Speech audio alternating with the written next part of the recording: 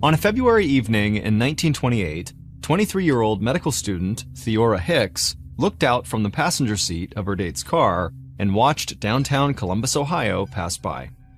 Theora was pale and pretty with cropped brown hair. She had on a fitted dress and wore her father's old watch on her wrist. She was wearing a dress that night to go out, but Theora often wore pants, dress shirts, and ties, a fashion trend that some women had embraced in the 1920s to show that certain types of clothes were not just for men. Theora's date turned his car onto a rural road that led out of the city, and Theora watched the buildings of Columbus give way to open fields and farmland. She turned to her date and smiled, and he smiled back. Theora's date that night was a man named Marion Myers. He was significantly older than Theora, almost 35 years old at the time, and he was tall, skinny, and bald. Theora and Marion had met on campus at Ohio State University. Theora went to medical school there, and Marion worked in the university's agricultural department. They had been seeing each other off and on for over a year, but only Theora's closest friends even knew Marion existed, because Theora did not talk much about her personal life. Her best friends knew that Theora occasionally went on dates with Marion, but they thought she never took any of those dates too seriously. And unlike most of her friends, Theora never talked about wanting to meet the right guy or getting married. In fact, some of Theora's friends had started to wonder if she even liked men at all, and they thought maybe seeing Marion was just a way for her to cover up the fact that she was actually interested in women.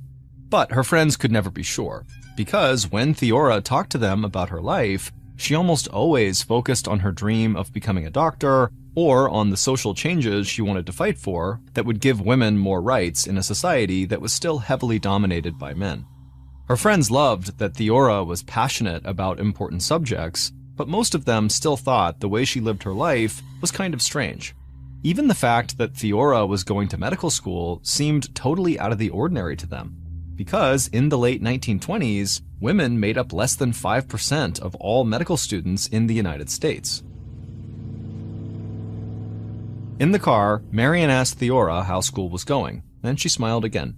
One of the reasons she liked spending time with Marion was that he believed she had as much right to be in medical school and to become a doctor as any man did. Theora said school was going well, and that she was really busy with classes and work, but she didn't mind. Theora had worked hard in school her entire life, and she continued to work hard at medical school to achieve her goal of becoming a doctor. And so far, her commitment had paid off. While in school, Theora had spent time working in the veterinary department at Ohio State, alongside one of the most respected veterinarians in the country, Dr. James Snook, who invented a revolutionary technique for spaying cats and dogs. And soon, Theora was going to start working at the campus hospital. Theora believed that any work experience in a medical facility would help her in the future when she was looking for a job, and she thought that having connections like Dr. Snook would lend her credibility in a profession that a lot of people thought women had no business pursuing. Marion pulled his car onto a dirt road that was almost hidden by the fields that surrounded them on both sides. The road was bumpy, and the car shook a little. Theora laughed as she got tossed back and forth in the passenger seat, and then she saw their destination ahead of them. They were going to a shooting range kind of in the middle of nowhere, a few miles outside of Columbus. The place was popular with amateur marksmen and hunters in the area, but Theora and Marion were not going there to shoot guns. The location of the shooting range, and the fact that it blocked the view of people driving by on the main road, had made the open field near the range a popular spot for couples to go to have sex. The range had become so well known for this that people in Columbus had nicknamed it Shirt Tail Alley. Marion drove his car past the shooting range and a little way into the open field and parked. Theora leaned across the seat and kissed him, and then Theora slipped off her dress, Marion took off his clothes, and they climbed into the cramped back seat together. But just a few minutes later, they heard someone pounding on the car door. Theora and Marion froze. Then they heard a policeman telling them both to get out of the car. Theora looked at Marion, and she almost started laughing. She reached into the front seat, and she grabbed her dress. Outside, the policeman stepped away from the car, turned his back, and allowed Theora and Marion to step outside and put their clothes back on. Then, after they were dressed, the officer issued them both a ticket for the crime of fornication, which was defined at the time as sexual intercourse between two unmarried people. And the officer told them they would each have to pay a $20 fine, which would have been over $350 in 2023. The policeman told Marion and Theora to go home, and then he got into his car and waited for them to leave. Theora and Marion climbed back into Marion's car, and right away Marion apologized for putting Theora in that situation. Theora said she wasn't angry, and she wasn't ashamed or embarrassed. She believed part of achieving greater rights for women was getting rid of the judgment and ridicule that young women her age often endured when they had sex before they were married. But Theora was not naive. She knew that a lot of people still frowned on things like premarital sex, so much that it was technically against the law where she lived. And even though Theora did not agree with that law, she didn't want more incidents like the one she had just had to adversely affect her future. Theora knew the odds were stacked against her when it came to having a successful career as a doctor, so she didn't want to make her dream any harder to achieve than it already was, and she didn't want to give anybody an excuse not to take her seriously at med school.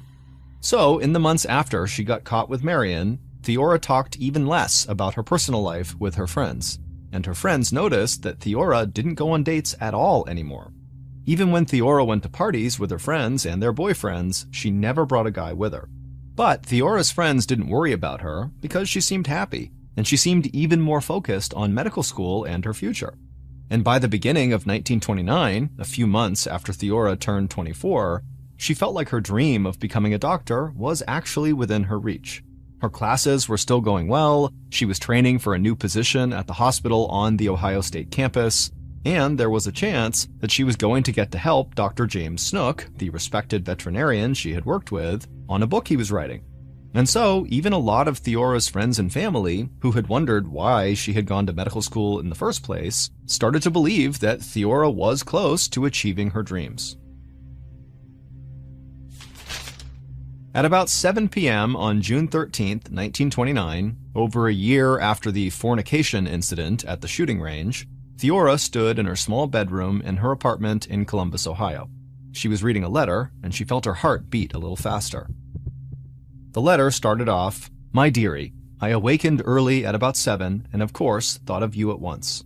Theora read about how much the person who had written the letter couldn't wait to see her again, and Theora smiled at the writer's signature at the bottom of the page. In big letters, it just said, Janet. Theora put the letter from Janet back into one of the drawers in her desk, and she got even more excited about her plans that night. Then Theora looked in the mirror to check her makeup and clothes. She was wearing a sleeveless brown dress with a white collar and a rhinestone belt, and she had her father's old watch on her wrist like she always did. Theora grabbed her purse, stepped out of her bedroom, and saw her two roommates sitting in the living room of their apartment. The two young women saw Theora, and a look of shock came across both their faces. They couldn't remember the last time Theora had gotten dressed up to go out on a date, but they were sure that's what she was doing. Theora told them she was going out with somebody that night, but she didn't say who. Then she told her roommates she would see them when she got home, and she went outside. She walked down to the end of the street and hailed a cab to take her to the Ohio State campus. On the drive, Theora asked the cab driver if she could have one of their cigarettes, because Theora was nervous and she thought maybe it would calm her down. The driver reached into his pocket, pulled out a pack, and handed her a cigarette and matches. Theora lit the cigarette, but only took 2 puffs before she put it out, and she still felt nervous and excited. When Theora got to Ohio State, the sun was just setting, and she thought the campus looked like it was glowing. She walked down a tree-lined sidewalk towards the parking lot by the student center, and she saw a blue Model A Ford Coupe parked in the lot. That was Janet's car. Theora looked around to make sure nobody was watching her, and then she walked quickly to the blue coupe, she hopped into the passenger seat, leaned over, and gave Janet a kiss. And soon after, the car pulled out of the parking lot and headed out of Columbus. At 10:30 a.m. on Thursday, June 14th, so the morning after Theora had met Janet on campus, Two teenage boys stepped out of a car and walked through the high grass in an open field near the shooting range outside of Columbus. The boys both loved shooting rifles at the range, and that morning they had decided to have a contest to see who was the better shot.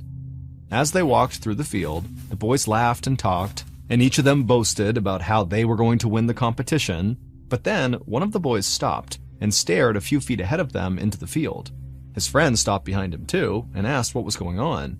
The boy pointed his finger to where a swarm of flies were buzzing around something on the ground that was hidden by the tall grass. Both of the boys squinted to get a better look, and they wondered if maybe there was a dead animal that was attracting all the flies. So they walked a bit closer, the sound of the flies getting louder and louder as they approached. Then the boys both stopped again because they thought they saw a pile of women's clothes on the ground. The boys looked at each other and laughed. They knew the reason couples came to this field by the shooting range, so they figured, maybe a woman who was here with her date had been forced to run off without her clothes because the cops had shown up. But the boys were quickly more interested in the swarm of flies and whatever was below them, and so they took a few more steps forward, and when they got close enough to actually see what was on the ground, they both started screaming for help. Pretty soon, the farmer who owned the land and who had been working nearby ran over to the boys. The farmer looked down at the ground where all the flies were swarming, and he told the boys to go get the police. The boys turned around and ran back through the field to their car. They got in and drove a few minutes down the main road to the small local police station. They ran inside and told the first cop they saw what they had found in the field. Two police officers ran out of the station, got into their car, and drove to the field where the boys had just come from. About an hour later, Detective Otto Phillips of the Columbus Police sat at his desk going over some notes on a case he was working. Phillips's phone rang, and he answered it. A police officer from a small department outside of the city was on the line. He told Phillips that a body had been discovered in a field near the shooting range, and the local police needed help. Phillips hung up the phone and put away his notes from the other case. He figured that case wasn't nearly as important as a dead body that was just found in a field. Phillips stood up, put on his jacket, grabbed his fedora hat, and headed out of the station. He drove a few miles outside of Columbus and saw several cars parked on the side of the road next to the open field by the shooting range. Phillips got out of his car and walked towards the small group of men that had already gathered in the field. Phillips saw there were two cops from the nearby station, the county coroner, and a police photographer. Phillips knew the coroner well, but he introduced himself to the others and then asked if they would all clear some space for him. All the men moved back, and Phillips took a few steps forward. And right away the sound of the flies buzzing and the smell hit him first, and then when he crouched down, he saw the body of a young woman. Phillips took off his hat and tried to swat the flies away. Then he leaned in closer to the body. The victim was lying on her left side, and her face was on the ground. Her right arm was stretched out in front of her, and it was very badly bruised. Phillips knew this shooting range was like a lover's lane for young couples. So his first thought was that this crime scene could be the horrible result of an argument that this poor girl had had with her boyfriend. Phillips stood up and called the coroner and the other officers back over. The other officers said they had not located a weapon of any kind in the area, and they also said they had not yet found any identification of any kind on or near the victim. The coroner pointed out to Phillips that the victim's watch had stopped at 9:58. He thought that was probably close to the time that she had been killed the night before. The victim's head, face, and neck were covered in blood, and so the coroner said he would run some blood tests when they did the autopsy. But in police investigations in 1929, blood tests were basically only used to determine two things: if the blood belonged to a human or an animal, and what the blood type was if it was found to be human blood.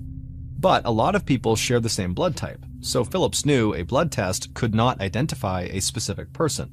So as Phillips stood there in the middle of the field, he had no idea who he was looking at, and the test the coroner was going to run would not make that any clearer. But Phillips had to figure out who this young woman was before he could even start thinking about who might have killed her.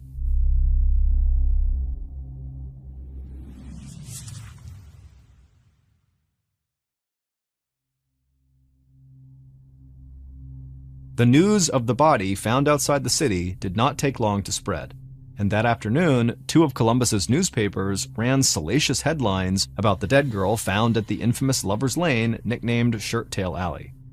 Normally, Detective Phillips hated those kinds of headlines, and he couldn't stand that newspapers often put wild theories in their articles before anything was even known about a case. But that afternoon, Phillips thought the attention-grabbing newspaper stories might actually help him figure out who the murder victim was. And Phillips would be right. Not long after the newspapers went out that day, 2 young women arrived at the Columbus police station. They said they had seen the articles about the body found in the field, and they were worried it was their roommate, because she had gone out the night before, but never came home.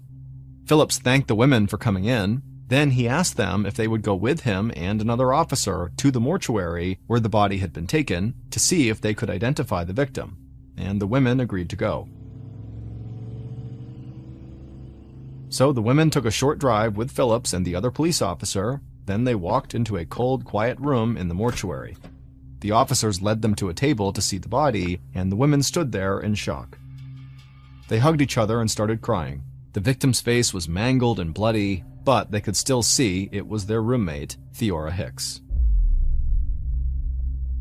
Phillips said he was sorry to put the women on the spot when he knew how upset they were, but based on where police had found Theora's body, his instinct was that whoever had killed her was most likely a man she was seeing.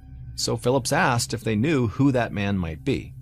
The women talked to each other for a second, and then one of them told Phillips that they knew Theora had gone out on a date the night before, but that she was very private about her personal life and almost never talked about who she was actually seeing. But the woman said there was one guy who Theora had always seemed to go back to in the past, and that was an older man named Marion Myers. Phillips thanked the women again for all their help, and then he and the other officer took them back to the station. Later that night, Phillips began looking into Marion's background, and it didn't take long for him to think this guy was the perfect suspect. Phillips learned from the officers at the small department outside of Columbus that a year earlier, Marion had paid a fine after he had been busted for fornication. Phillips also learned that Theora had been in the car with Marion when police found him, and that the incident had taken place in the same field where the teenage boys had discovered Theora's body. Early the next morning, so June 15th, the county coroner was sitting in a small office at the mortuary putting together notes from Theora's autopsy. Then he heard footsteps outside the office. The coroner put down his pen, got up from his desk, and walked out of his office. And he got startled when he saw a tall, skinny, bald man pacing back and forth. The coroner asked why the man was there, and the man looked at the coroner and said he wanted information about the dead girl police had found at the shooting range. The coroner asked who the man was and why he thought it was okay for him to be there, but the man just kept pacing and asking about the dead girl. So the coroner just turned and rushed back into his office and called the Columbus police to tell them what was going on. But by the time the coroner hung up and walked back out of the office, the tall, skinny, bald man had already disappeared. But when the coroner described this man to the police, they were certain it was Marion, and Detective Phillips was already planning to bring Marion into the station that day. Not long after the call from the coroner, Phillips sent officers to the house where Marion lived on the Ohio State campus to get him and bring him in for questioning. The police found Marion at the house and quickly drove him to the station. Marion was already Phillips's prime suspect, and his bizarre behavior at the mortuary just made him seem even guiltier to Phillips. Phillips led Marion into a small interrogation room. It was a cool day, and it had been raining, but Marion looked hot and sweaty. Phillips asked Marion about his relationship with Theora. Marion said they had dated on and off for a couple of years, but they were not dating anymore. Marion said he loved Theora, but she did not love him. And he was sure that she was seeing someone else even when they were together. Phillips asked Marion where he had been on the night of Theora's murder. Marion said he had nothing to do with what happened to Theora. Then he proceeded to stumble through a story about everything he had done on the day of the murder to prove that he had an alibi. Phillips felt like during his time as a detective, he'd learned how to read people pretty well, but there was something about Marion that he just couldn't quite figure out. Marion came off as a jealous, jilted lover, and there was a chance that he was making up his supposed alibi on the spot. But Phillips also got the sense that this was the kind of guy who would go into a panic and start rambling even when he was asked a simple question, like what he had eaten for dinner the night before. So by the end of the interview, Phillips still considered Marion a major suspect, but he wanted to know if Marion was right about Theora seeing someone else. Because if Theora was dating someone else, and that was who she had gone out with the night she got murdered, Phillips needed to find out. Later that morning, Phillips and other members of the investigative team went to Theora's apartment, and her roommates showed them to her bedroom. At first glance, Phillips thought it looked like the typical bedroom of a young single woman. But when he opened one of the drawers of a small wooden desk, Phillips started to think there might not be anything typical about Theora at all. In the desk drawer, Phillips found a Derringer, a small handgun that was easy to conceal. Next to the gun, Phillips found a couple of bank passbooks, which were savings account logs that people kept in the 1920s, and when Phillips looked at those passbooks, he was stunned. Theora had at least 2 savings accounts with almost $2,500 between them. For reference, at the time, that was more than the average American family made in a year. Also, $2,500 then would have been equal to about $45,000 today in 2023. Phillips had talked to Theora's roommates and a few of her other friends after her body had been identified, and they had all said that Theora worked on campus just to make enough money to get by at medical school. So Phillips was surprised that she had thousands of dollars in savings, and he started to wonder if Theora had been living some kind of a double life. Then Phillips opened another desk drawer, and he found something that immediately backed up that double life theory. Phillips pulled out a stack of letters that had been written to Theora, and they were all from someone named Janet. And once Phillips had read through the letters, it seemed clear to him that Theora and Janet had been in a very serious romantic relationship. So Phillips needed to find out if Janet was the person Theora had gone out with on the night of her murder. But Phillips didn't have a last name for Janet, and when he asked Theora's roommates about Janet, they said they had no idea who Janet was. A few hours later, Phillips and his team met with Theora's classmates and people who she worked with at the campus hospital. But nobody they talked to knew anyone named Janet.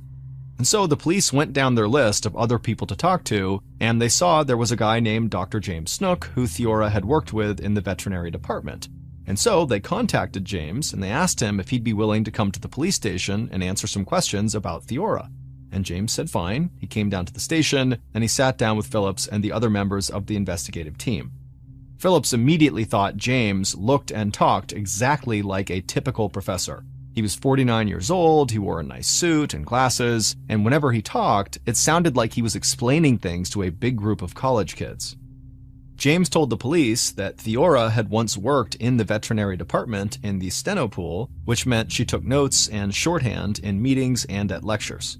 And James said Theora had been great at her job, and so he thought she might be able to help him while he compiled stories for a book he wanted to write. Phillips asked what the book was about, and James got a little embarrassed and said he was working on a book about himself.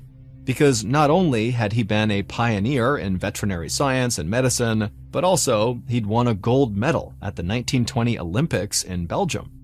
Once that information came out, immediately the officers started asking James questions about what it was like to compete in the Olympic Games and what it felt like to win gold against amazing athletes from all around the world. But eventually, Phillips got the conversation back on track, and he asked if James knew of anyone named Janet who worked in his department at the university or who might be connected to the veterinary school in some way. James thought about it for a minute, but said nobody came to mind.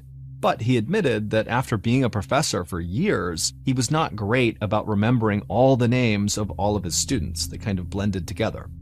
And then, at the end of the interview, Phillips thanked James for coming in and said they'd follow up with him if they needed to. After that interview, Phillips was getting frustrated. He had figured that Janet, the person who wrote the love letters to Theora, had to be a classmate or co-worker, or at least somebody Theora knew from school. But so far, the search for Janet had been a total dead end. And the team was still looking into Marion's alibi, so they couldn't rule him out as a suspect. They even decided to bring Marion back in and to keep him at the station until they were sure they knew where he had been on the night of the murder. But Phillips was having doubts that Marion was the killer, and he was almost positive that Theora's secret lover, Janet, had something to do with Theora's death.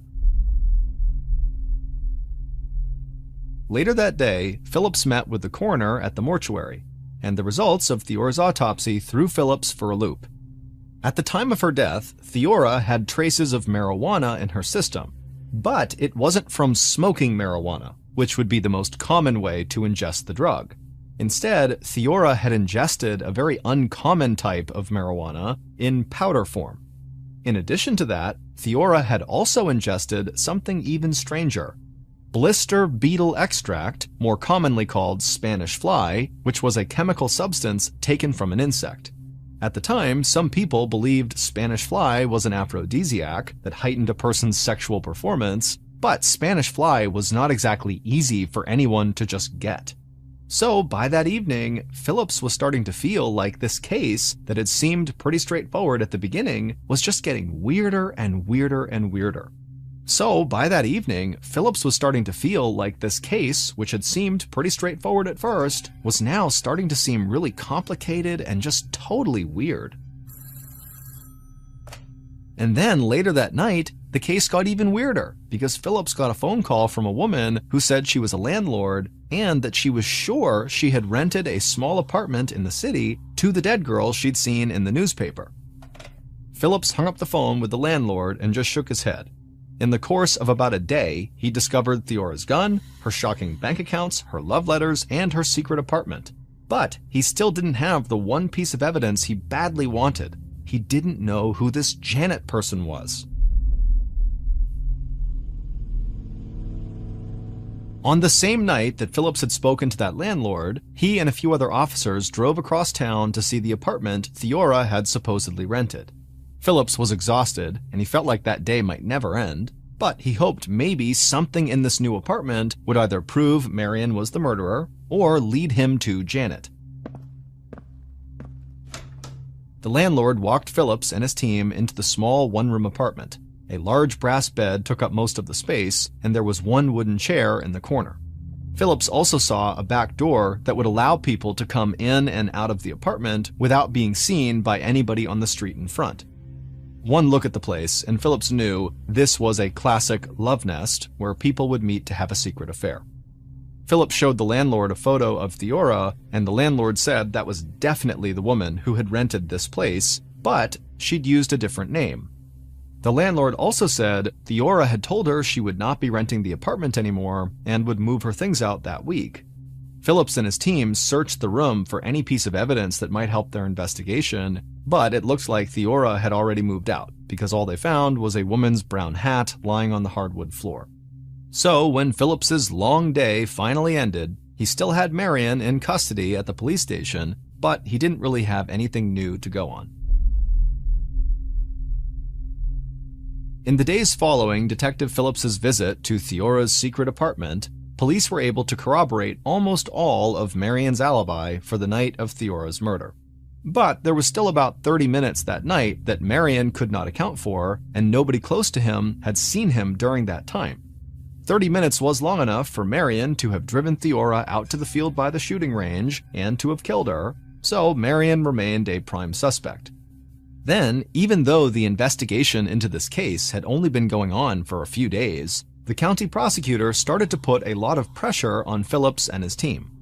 The county prosecutor was new, he was young, and so the police figured he just wanted to make a name for himself by bringing a big-time murder case to trial. But the county prosecutor pointed to the continuing stories in the newspapers that were spreading wild rumors about a maniac roaming the streets of Columbus who wanted to hunt down more young women. So the prosecutor said this case needed to be closed soon before there was complete panic across the city. Detective Phillips agreed with that, but Phillips was convinced he wouldn't be able to close the case until he found this Janet person, the person he was sure was having an affair with Theora when she was killed. So Phillips and his team kept interviewing new people connected to Theora, and they circled back around to talk to people they had already met with to see if maybe they had missed something the first time they spoke. Then, just after 11 a.m. on June 18th, so 5 days after Theora's murder, police brought a woman in who they hoped could move the investigation forward. The young county prosecutor would lead the interview. He asked the woman a series of questions over the course of 4 hours. And when the woman was tired and worn down, she said something that made Phillips and the prosecutor rethink the entire investigation. What they heard in that interview would finally lead Phillips to his Janet, and the police would discover who had killed Theora. Based on the interview led by the county prosecutor of that woman, evidence found at the crime scene, and interviews conducted throughout the investigation, here is a reconstruction of what police believe happened the night someone murdered Theora Hicks on June 13, 1929. On that day, at about 9 p.m. at night, Janet's blue coupe pulled into the parking lot near the Student Center on the Ohio State campus. Janet was wearing pants, a dress shirt, and a tie. Janet was nervous and kept glancing back and forth to make sure nobody was watching the car. Then Janet saw Theora walking towards the parking lot. Theora got into the car, gave Janet a kiss, and they sped away from the university. A few minutes later, Theora found herself staring out at fields and farmland as they headed to the shooting range outside of the city. Theora knew this drive well, but something felt a little different that night. She felt a little lightheaded and maybe a bit confused.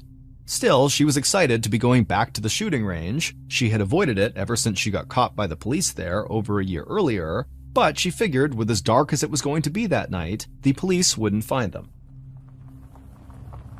Janet eased off the gas and turned onto the road that led past the shooting range and parked in the field nearby. Theora looked over at Janet and smiled, but Janet just looked away. Theora's head started to feel even lighter than it had on the drive over, and her face was starting to feel flushed and hot. Then Janet turned to her and said something that made Theora very angry. Theora snapped a comment back, and then before long, the two were arguing. Theora was livid, and she shouted at Janet, and then Janet screamed even louder back, and before long, Theora just felt so lightheaded and so angry that she just wanted to get some air. So Theora grabbed the door handle, but before Theora could get out of the car, Janet leaned into the back seat, picked up a hammer, and smashed it into the back of Theora's head.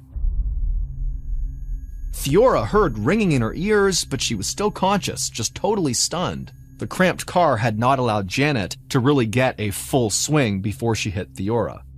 Theora's head wavered back and forth, and she turned and just stared at Janet in stunned silence.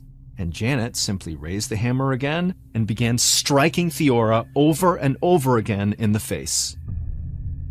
Theora felt warm blood running over her eyes, her cheeks, and nose, but she managed somehow to open the car door, and she stumbled into the field outside.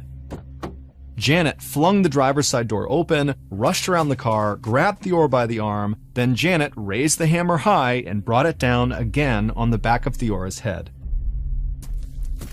Theora slumped forward onto the ground. Her arm hit the ground hard in front of her, and her watch actually broke. Janet just stood there, staring down at Theora as blood began to pool around her, and Theora was still moaning and gasping for air. Janet thought that sound was absolutely horrible, so Janet dropped the hammer, took out a pocket knife, crouched down, and slit Theora's throat. Theora would die in that field. Then Janet grabbed the hammer off the ground, ran to the car, tossed the hammer and knife into the passenger seat next to Theora's purse, and then Janet sped away from the field and back onto the main road. Early the next morning, Janet went to the secret love nest and almost completely cleaned it out. Then Janet drove the blue coupe to the Ohio State campus and got the car washed by the custodian who worked at the university's veterinary school, where Janet was a professor. Dr. James Snook, the Olympic gold medal winner and widely respected veterinarian, was Janet. He had murdered Theora. It would turn out that James and Theora had been having an affair for years. but they had gone to great lengths to keep it secret. And so after Theora had gotten caught fornicating with Marion at the gun range, it really frightened James that they might get caught having their affair, and so she and James worked even harder from that point on to completely cover their tracks. That's why Theora almost never talked about her personal life. That's why James and Theora had rented an apartment they could sneak into through the back door, and that was why in all of their correspondence, James used a fake name, Janet. Ultimately, Theora wanted James to leave his wife for her, and she would get jealous and angry when he spent time with his family. And so sometimes Theora would go out with Marion just to try to make James jealous. But Theora did always hope that she and James would somehow work out their problems and be happy together. And in the days leading up to the murder, James had said that he did not want them to rent that secret apartment anymore. So Theora thought that meant maybe James was finally going to tell her that he was leaving his wife and that they could bring their relationship out into the open. But James had absolutely no intention of doing that. He was not about to leave his wife. He just wanted to stop renting the apartment with Theora. And he worried that when he told Theora this, she would end up telling his wife everything about their affair. So James decided to kill Theora. It turned out James's gold medal in the Olympics was for pistol shooting. So he was very familiar with the shooting range outside the city, and he would still go and practice there sometimes. He thought the shooting range's reputation as a sort of lover's lane would provide him cover and make it look like the murder was the result of an argument between a young couple. On the night of the murder, James was a little bit hesitant, but when he told Theora he was going to be going away for a while with his family, Theora snapped and got really mad. And so James just reached back into the back seat, grabbed the hammer, and followed through with his plan. But James got caught because the woman who spoke to Detective Phillips and the county prosecutor at the police station was James's wife. The police had brought her in because they had begun to suspect that Theora was more to James than just someone who could help him with his book. And they wondered if maybe James's wife had killed Theora in a jealous rage. But after hours of being interviewed, James's wife revealed that James had left the house and been gone for a long time on the night of Theora's murder. And so police dug deeper into James's background, and they discovered that James had been taking amounts of money out of his bank account that matched the amounts in Theora's passbooks. They also learned that James had easy access to the powdered marijuana and the Spanish fly that Theora had ingested because, at the time, both of those substances were used in veterinary medicine. But it was never determined if James had drugged Theora or if she had taken the substances willingly. When Phillips and the county prosecutor brought James in to be questioned again, he would first admit to being Theora's secret lover, Janet, and then he would ultimately confess to murdering Theora. James was found guilty of murder and sentenced to death. In February of 1930, so less than a year after James had killed Theora, he was executed in Ohio in the electric chair.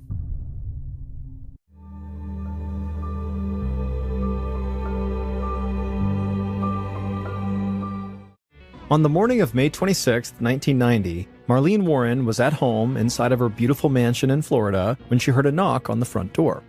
Marlene was busy and was hoping that her adult son might go answer the door, but when she looked over to the living room where her son was, she saw he was laying down watching TV and didn't even seem to have heard the knock on the door. So Marlene sighed and just walked over to the front door herself and opened it up. And to her surprise, standing on the other side of the door was a person dressed up in a clown costume, holding flowers and balloons. Now, Marlene loved clowns, and she had recently celebrated her 40th birthday, so she figured this must be someone's birthday gift to her, and she was thrilled. But after the clown handed Marlene the flowers and balloons, there was this loud popping sound inside of Marlene's house, and then Marlene fell to the floor, blood pouring down her face. But before we get into that story, if you're a fan of the strange, dark, and mysterious delivered in story format, then you've come to the right podcast because that's all we do, and we upload twice a week, once on Monday and once on Thursday. So if that's of interest to you, please sneak in to the Amazon Music follow button's house in the middle of the night and superglue their nostrils shut. Okay, let's get into today's story. In January of 1990, 39-year-old Marlene Warren made her way across her sprawling backyard in Wellington, Florida. Marlene and her husband Michael were hosting a barbecue for some of their friends and family and coworkers. And so far, the Florida winter weather had not disappointed. It was sunny and about 75 degrees Fahrenheit, so a perfect day for an outdoor party. Marlene looked down and checked the food on the grill. It smelled delicious and was almost ready to be served. Then she looked up and saw all the people in her yard who were talking and laughing and having a great time, and she smiled. Her backyard, and really her entire house, were made for big parties like this one. Where Marlene lived, Wellington, Florida, was a small upscale village not far from West Palm Beach that was filled with mansions and golf courses. Marlene and Michael's 5-bedroom home was over 5,000 square feet, it had a pool, and it even had an attached airplane hangar for Michael's prop plane. Marlene enjoyed the luxury that her house and her neighborhood provided, but really what she loved the most was all the space she had on her property so she could throw these big parties for all the people she loved. The smell of the food drifted across the backyard, and after a while, a few guests began heading towards the grill. And amongst those guests were a young couple, Sheila and Richard Keene, who walked up and asked Marlene if she needed any help.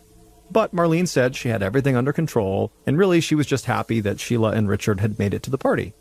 Sheila and Richard both worked for Marlene's husband, Michael, at the used car dealership that he owned, and so Marlene was just happy to meet some of these people that spent so much time with her husband. Sheila and Richard chatted for a little bit longer, and then they turned and headed back towards the party, at which point Marlene began taking the food off the grill and putting them out on serving dishes. As soon as Marlene's 21-year-old son, Joey, and a few of his friends saw Marlene putting the food out, they rushed over and grabbed some paper plates and began piling them full of food. Joey's father, Marlene's husband, Michael, spotted the boys doing what they were doing, and he laughed and told them to please save some food for the other guests. Then Michael walked over to the grill and put his arm around Marlene, and she leaned her head on his shoulder. Both of them had been so busy with work lately that it felt like they barely got any time together. So it was nice now to have a moment to relax together and just to enjoy the company of their friends and family.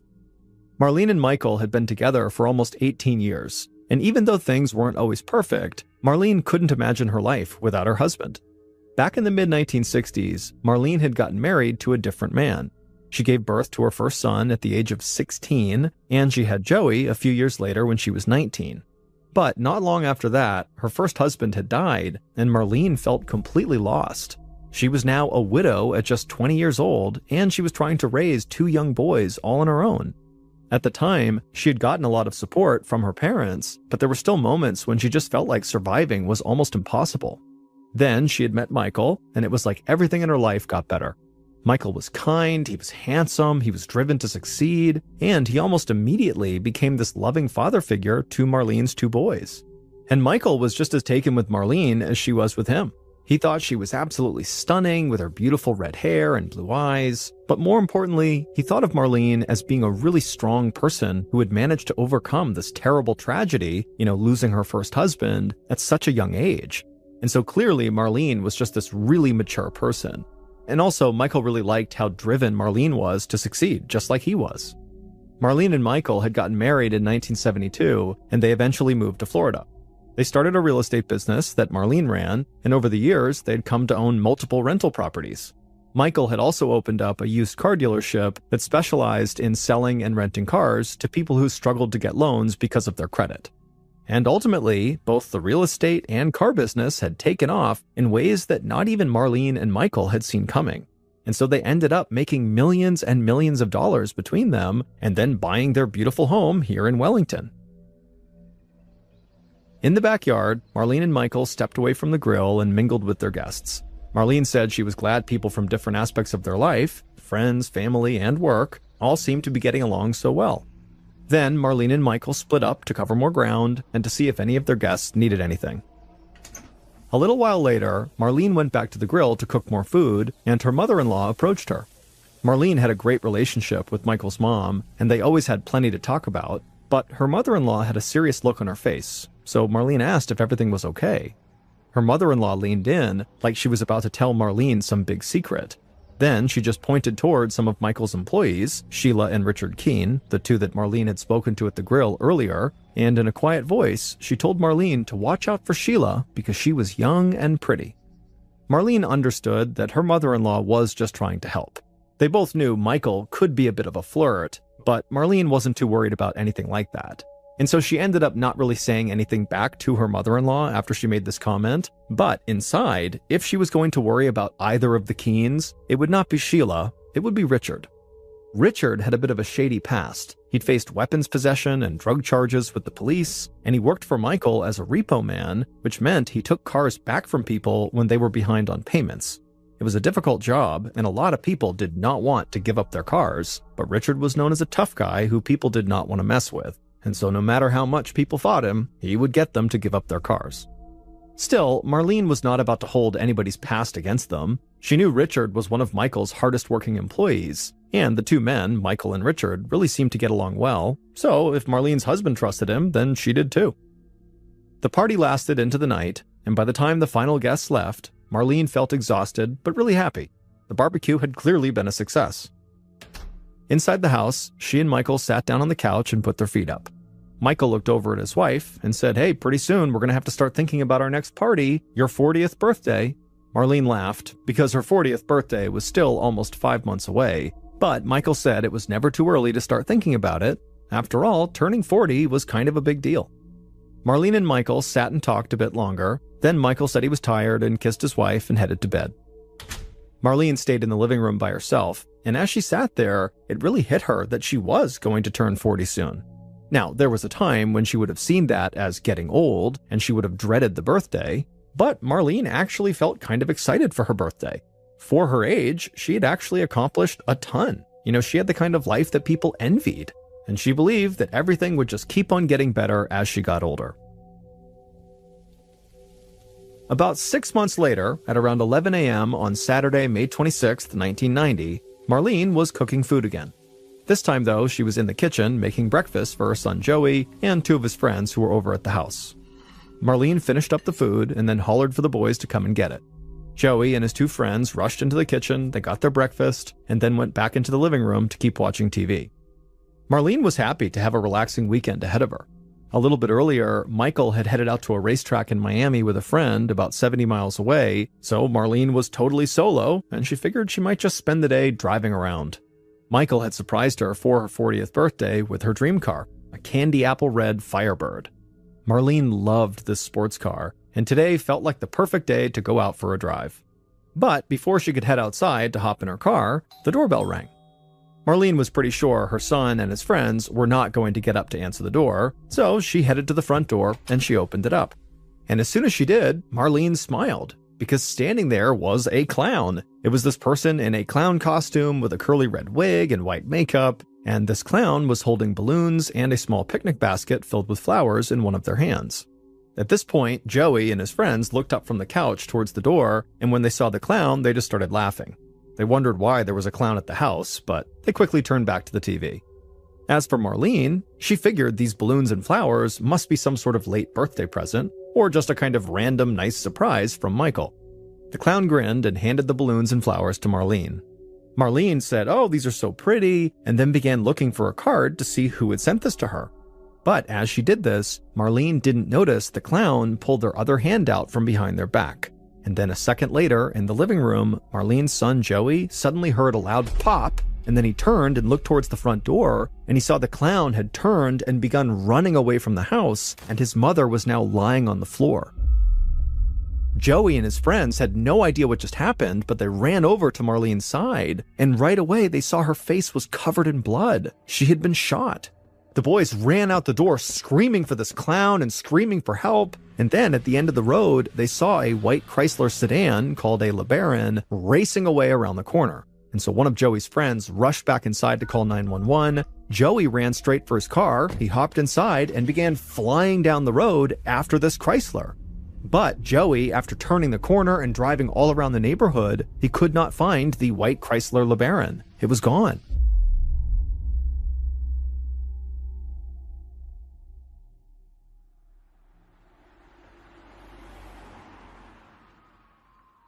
Not long after the 911 call, Detective Michael Harrison of the Palm Beach County Sheriff's Department arrived outside of Marlene's house. When Harrison had first gotten the call to investigate a shooting carried out by a clown in one of the wealthiest neighborhoods in the county, he wondered if he was hearing everything right, or if maybe a fellow officer was playing some sort of twisted joke on him. But Harrison quickly realized this was not a joke. After being shot, Marlene had been rushed to the hospital, and she was now fighting for her life. All Harrison knew about the person who had shot her was that they were last seen wearing a clown costume. Harrison walked towards Marlene's property. Officers who had arrived first on the scene had already cordoned off the yard with police tape, and out front they had gathered Joey, his 2 friends, and a neighbor who had heard the shooting while he was out walking his dog. Joey and his friends stood there with police, still in total shock. Joey's hands trembled, and the first thing he told Detective Harrison was that he'd gone after the shooter, but he had failed to catch them. Harrison did his best to calm Joey down. He knew this young man really just wanted to go to the hospital to see his mom, and Harrison also knew that the chaos of what had just happened would just make it really difficult for Joey to focus. But Joey and his friends were Harrison's best witnesses, and so he hoped he could get at least some information out of them right now. So Harrison asked Joey if there was anything he remembered about the shooter beyond them being dressed as a clown. After taking a deep breath and collecting himself, Joey would say that the shooter had a lot of white makeup on, like even more makeup than a circus clown would wear, so as a result, it was almost impossible to tell what the shooter actually looked like. But Joey said, as far as he could tell, the shooter was a man who was probably about 5'9" tall, and he had what looked like really big hands. Joey's friends would agree with that description. Detective Harrison said this was extremely helpful, and then he asked them if there was anything else they remembered. Joey just shook his head, and his friend said that was all they could think of. But then, Joey looked up at Harrison like something had just come back to him. He said there actually was one thing that really stood out, but he hadn't really thought about it at the time. Joey said when the clown came to the door, there was a part of his costume that seemed a bit off. Instead of wearing the typical oversized clown shoes, this clown was wearing black combat boots. This was an interesting piece of information, but it didn't really surprise Harrison. The detective figured the shooter had planned this whole shooting out, and they knew they would need to make a quick getaway, and trying to run back to their car in giant clown shoes would have been very difficult. Harrison thanked Joey and his friends for their help, and as they walked away, Harrison just could not imagine what Joey must have felt witnessing his mother get shot like that right in front of him. Harrison walked over to the neighbor who had been out walking his dog at the time of the shooting. The man would tell Harrison that he only heard a single gunshot. He also said he was sure the shooter had sped off in a white Chrysler LeBaron that didn't have a license plate. Harrison thanked the neighbor, and then he made one of the weirdest phone calls he'd ever made in his entire law enforcement career. He contacted the sheriff's department and asked them to issue a BOLO, which is a be on the lookout message to other law enforcement agencies and the general public. Harrison said the BOLO should let people know they were searching for a white Chrysler LeBaron that was being driven by a clown. Harrison made his way inside of Marlene's house, and right away he was stunned at just how little evidence there was, considering a shooting had taken place right there. There was very minimal blood in the entryway, and there were no bullet casings, no weapon, and no bullet holes in the wall. Harrison still needed to get some information from the hospital where Marlene had been taken, but based on his conversation with the neighbor, and also based on what he saw at the crime scene, Harrison's first impression of this crime was that the clown, the shooter, fired one bullet, and that bullet must be lodged somewhere in Marlene's body. The lack of ballistics evidence and the fact that the shooter was fully disguised meant that Harrison and his team did not have a lot to go on. But he crouched down in the entryway and focused on the evidence he did have, the balloons and the basket of flowers. One of the balloons was pretty generic, but the other one was red, heart-shaped, and had a message on it that said, "You're the greatest." For now, that balloon was the best clue Harrison had. So he instructed his team to cover every place in the area that sold balloons to see which of those places sold heart-shaped balloons like the one left behind at the scene. Harrison's team worked fast, and his tactic paid off. Later that day, he learned there was only one grocery store in town that sold that particular balloon. So Harrison had his first major break in his search for the clown who had shot Marlene. Members of the investigative team went to the grocery store where they believed the balloon left at Marlene's house had come from. And one of the clerks there remembered selling the balloon and flowers to someone about an hour and a half before Marlene was shot. Now, the clerk could not provide a description of the person who bought these items, but this information was still very valuable because now Detective Harrison thought there was a strong possibility that their shooter, the clown, was somebody local that they would have known to come to this particular grocery store to get that particular balloon and those flowers. And so with that theory in mind, that their shooter was local, Harrison turned his attention to local costume shops. If the shooter purchased the balloons and flowers in town, then they very likely got their clown costume locally too. And later that day, a bell jangled over Harrison's head when he walked through the door of a small, dimly lit costume shop. He walked past shelves of masks and racks filled with all different kinds of costumes, and at the back of the shop, he found two young women sitting behind a large glass counter that had costume makeup displayed in it. Harrison introduced himself to the young women, and they were clearly very surprised to see a detective in their store. Harrison told them they had nothing to worry about, and that he just had a couple of basic questions for them. Then he asked both of them if they recalled selling a clown costume recently. The women looked at each other, and their eyes went wide. Then one of the young women turned back to Harrison and told him they'd actually just been talking about a clown costume that they had sold a couple of nights earlier. She said the costume itself was not the weird part, it was the customer who bought it that made the whole transaction so strange. She said this customer had come into the shop while they were locking up for the night, and so the women had told this customer they were closed, but this person said they were desperate to get a clown costume, and they had to have it right now. The young women could tell this customer seemed very, very anxious and on edge, and so ultimately they decided to help. They walked the customer to the back of the store and showed them the clown costumes they had, and eventually the customer found the costume they liked, and they also bought a red curly wig, a clown nose, and a bunch of white makeup. Harrison asked if this customer had also bought clown shoes, and one of the women said actually that was another interesting thing about this transaction. The customer had been so adamant that they wanted a full clown costume, but then when it was time to actually get the clown costume, they said they did not want the shoes that came with it. So Harrison asked for a description of this customer. But both women said, it was the strangest thing. When this customer came in, it was like they already were in disguise because they had a hat pulled down over their face and they had their jacket pulled up high around their neck and they kept looking down and barely speaking. And so, the two women just did not have a clue what this person looked like. They couldn't really even tell if it was a man or a woman. But what they could recall was that this person was maybe 5'8" or 5'9", and they appeared to have some brown hair, but they didn't know how long it was. While this description obviously was not very helpful, it did kind of match the description that Marlene's son, Joey, had given of the clown that shot his mother. He basically described an average-sized man, and that seemed like that's what the customer was. Harrison hoped this customer had bought the clown stuff using a credit card, and then he could just kind of follow the credit card transaction history right to the shooter. But unfortunately, when he asked the women for the credit card receipt, they said that the customer had paid in cash, and so there was no paper trail.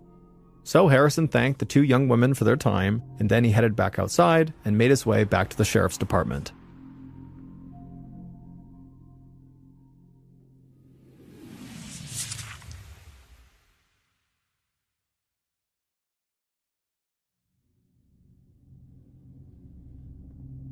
The next day, so May 27th, 1990, the day after the shooting, Detective Harrison led Marlene's husband, Michael, into a small office at the sheriff's station. Michael looked dazed and like he hadn't slept in a long time.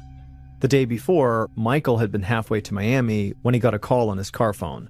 That was how he had learned his wife had been shot. Michael had turned around immediately and sped to the hospital to be with Marlene, and he had stayed with Marlene the entire time until Harrison had asked him to come to the sheriff's station.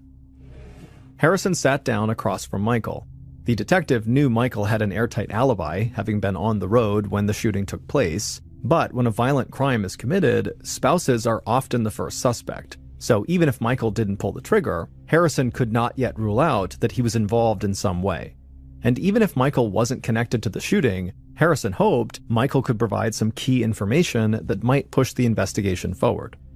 Harrison asked Michael if he had any idea who would want to hurt his wife, but Michael looked like he barely even heard the question. He just said he wished the shooter had gotten him instead of Marlene. He said she was such a good person and everybody loved her.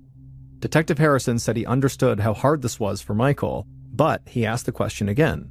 Did he know of anybody who might want to hurt his wife? Michael finally slumped over and he rubbed his eyes. He took a minute to either think or collect himself, and then he looked back up at Harrison. Michael said the only thing he could think of had to do with his and Marlene's real estate business. They had several rental properties, and periodically they would have to evict people from these properties. And because Marlene managed the real estate business, she was the one who handled these evictions. And people who get evicted don't like being evicted. There's lots of opportunity for conflict. So Michael thought it was possible that maybe an angry former tenant who had been evicted by Marlene had attacked Marlene to get some kind of revenge on her for getting kicked out of their apartment. That made sense to Harrison, and so he made a note to have his team look into all the people Marlene had evicted over the years. Then he asked Michael if he and his wife had been fighting recently or if their marriage was strained in any way. Michael said he would do anything for his wife, and vice versa. He said sure, they argued like any married couple did, but it was usually just over small stuff, and they always made up, and they loved each other. Then Michael told Harrison that what he really wanted right now was just to be back at the hospital with his wife. Harrison nodded and thanked Michael for coming to the station, and then let him leave to go back to his wife. Later that day, members of Harrison's team started tracking down the names and locations of the people who Marlene had evicted, and who might, because of that eviction, have a grudge against her. And Detective Harrison reached out to Marlene's friends and family to see if they might know something that Michael was unaware of or forgot to mention. And in doing that, Harrison got one piece of information that completely threw him for a loop. Apparently, Marlene loved clowns. Marlene's parents told Harrison that when Marlene was little, she had clown decorations all over her room and she was always drawing pictures of clowns, and they said this love of clowns did not go away when Marlene got older. She would still get very excited if she saw a clown or if she heard the circus was in town. And so Detective Harrison still thought looking into disgruntled former tenants made a lot of sense, but this new information sparked a different idea about the case for him. Had someone who knew Marlene really well tried to kill her dressed up as the one thing that she loved? Who would do that? It's so dark and twisted. The following day, so May 28th, 2 days after the shooting, Marlene's family made the heartbreaking decision to take Marlene off of life support, and so Marlene passed away in the hospital.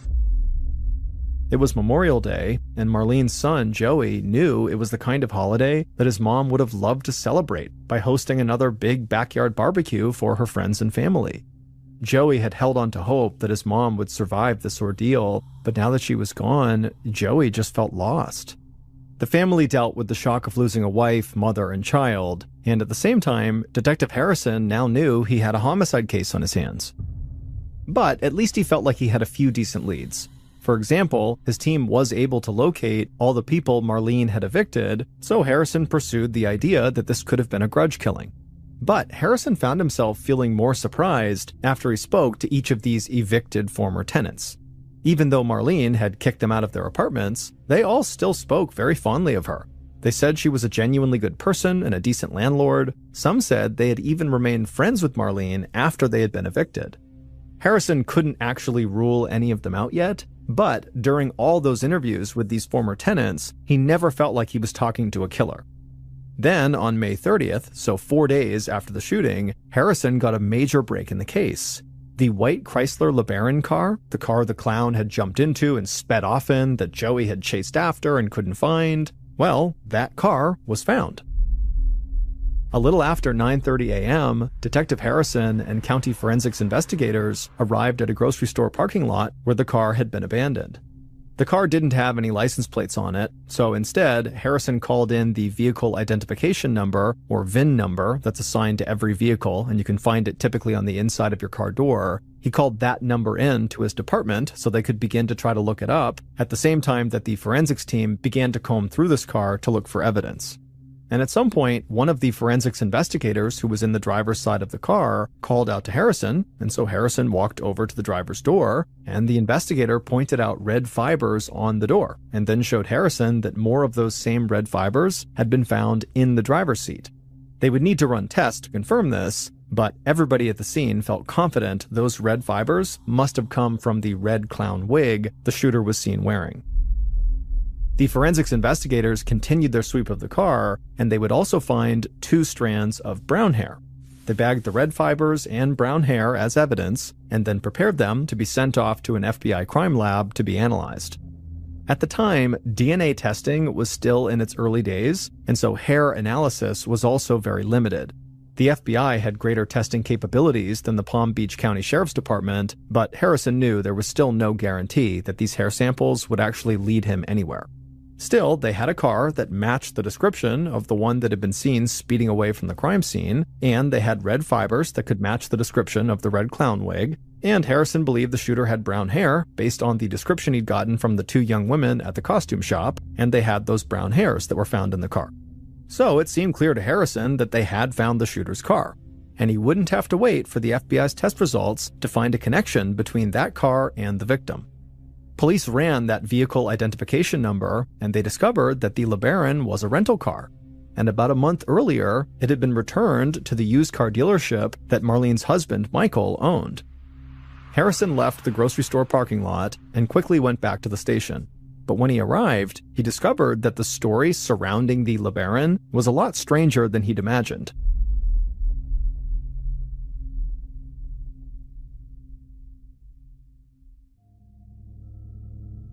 It would turn out the LeBaron had not originally been rented from Michael's company.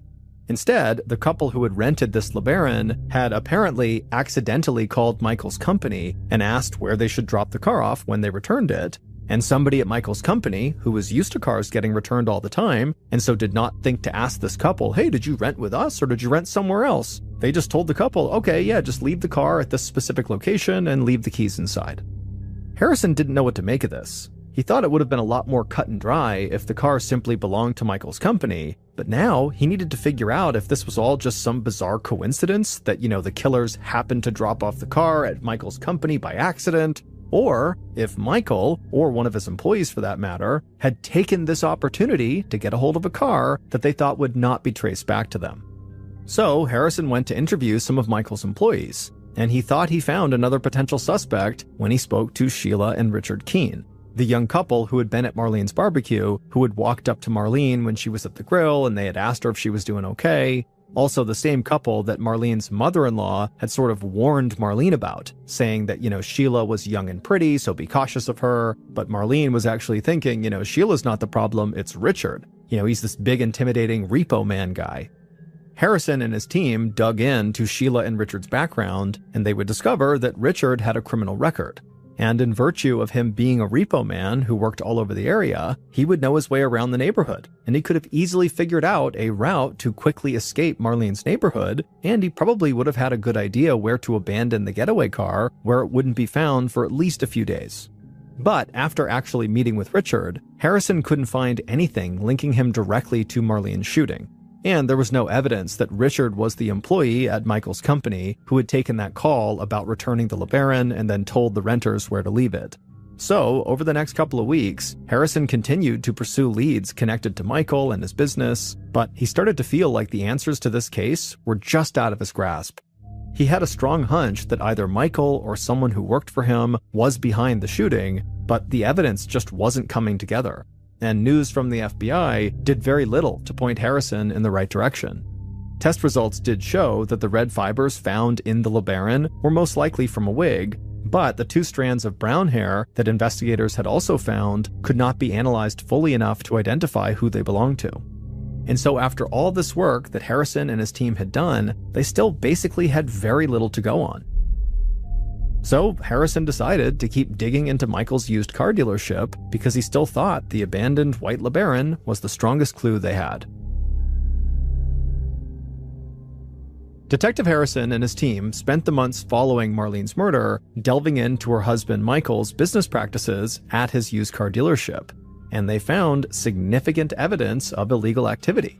Now, it was nothing that tied Michael or any of his employees to Marlene's murder, but still there was way too much evidence of these other crimes for Harrison to just overlook. So on October 26, 1990, exactly 5 months after Marlene's murder, Michael was arrested on multiple charges including racketeering, auto theft, and filing false insurance claims. Michael's attorney argued that the only reason police made the arrest was because they were frustrated with their own inability to find Marlene's killer. Michael would eventually be sentenced to 4 years in prison, but during all that time, Detective Harrison did not get any closer to identifying the person who had murdered Marlene. Harrison had a strong hunch about who he thought had done it, but he didn't have the clear-cut evidence to back it up. And as more time went by, stories of the killer clown in the upscale Florida neighborhood seemed more like a strange urban legend than an active, actual homicide investigation. and eventually the killer clown case went cold, and it would stay that way for decades. But 23 years after Marlene's murder, so in 2013, the Palm Beach County Sheriff's Department received a federal grant of $125,000. The grant money was to be used to help solve cold cases, and one of the very first cold cases the department reopened was Marlene's murder. The new investigators started by reviewing all of the evidence and putting the case back together piece by piece. They located and re-interviewed past suspects and witnesses, and they also tracked down Marlene's husband, Michael, who was now living in Tennessee with his new wife, a blonde woman named Debbie. But early on in the new investigation, police still could not find any evidence that pointed them in the right direction. But, like Detective Harrison before them, the new investigative team could not shake the connection between Michael's used car dealership and the white Chrysler LeBaron that the clown had used as a getaway car. And they were convinced if they kept looking into that connection, they would eventually discover something that would pay off. It took a few more years, but they were right. Their method did finally pay off. In December of 2016, so over 26 years after Marlene's murder, detectives from the Palm Beach Sheriff's Department traveled to Tennessee, and they would follow local police to an establishment called the Purple Cow, a fast food burger place that Michael and his new wife Debbie owned. The investigators spoke to current employees about the couple, and everybody talked about what incredible bosses Michael and Debbie were, and what a great place the Purple Cow was to work. So the detectives left the fast food restaurant and met up with former employees of the Purple Cow, thinking maybe they would be more candid about their experience with Michael and Debbie. And inside of a small house in Tennessee, the Florida investigators met with a former Purple Cow employee who said he had all the details from an insane conversation Michael's new wife, Debbie, had had with a friend of his. The information this former employee provided about this drunken conversation led investigators to dig through photos that had been taken at the Purple Cow. And one of those photos leapt out at the investigators, and they were sure they had finally found proof of who killed Marlene. Still, investigators were not willing to put an entire case on the line with a single photograph, especially for a case that dated back almost 27 years. They wanted scientific evidence to back up their claims. So they reached out to the FBI. DNA testing and hair analysis had taken massive leaps forward since Detective Harrison's initial investigation into this case back in 1990. And so this time, when the FBI tested the 2 strands of brown hair that had been found inside of the abandoned white Chrysler LeBaron, they were able to find a clear match. And the person those tests pointed to was the same person investigators had seen in the Purple Cow photo. And that person was Marlene's killer.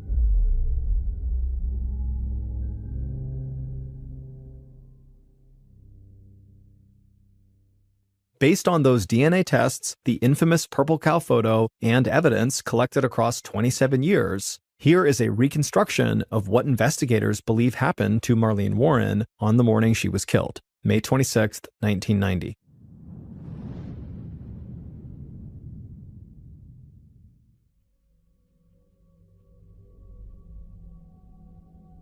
On that day, so May 26th, the killer dipped a small triangle-shaped sponge into a container of clown makeup.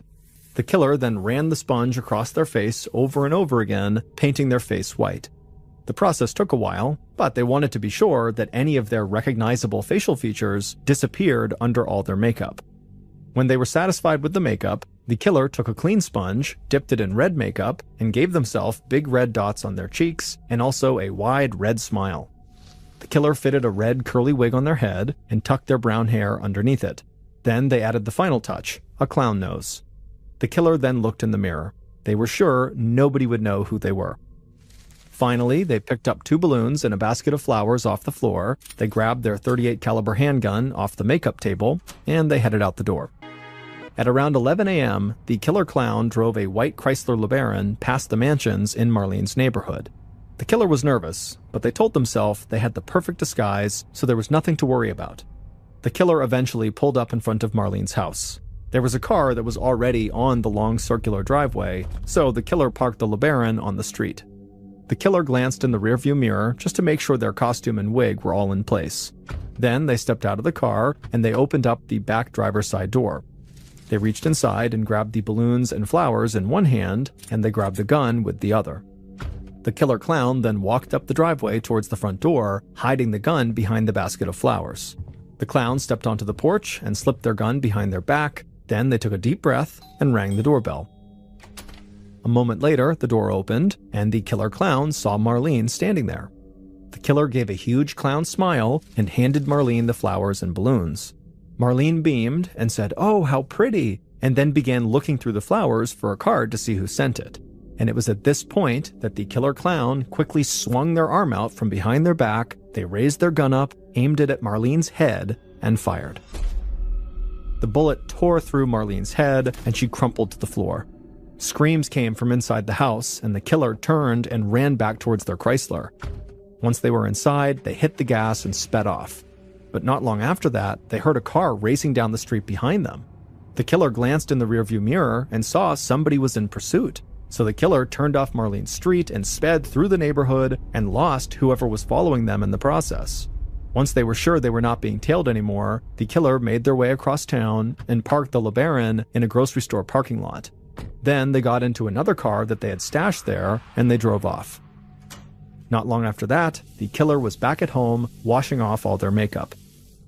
The killer knew Marlene's husband, Michael, would get the news about his wife soon, and he would be very upset. But the killer just didn't worry too much about that. Now that she had gotten Marlene out of the way, all she had to do was divorce her own husband, and soon she and Michael could be together forever without having to hide it. Sheila Keene, Michael's young, pretty employee, who Marlene's mother-in-law had specifically warned Marlene about, murdered Marlene. It turned out that Sheila and Michael had been having an affair.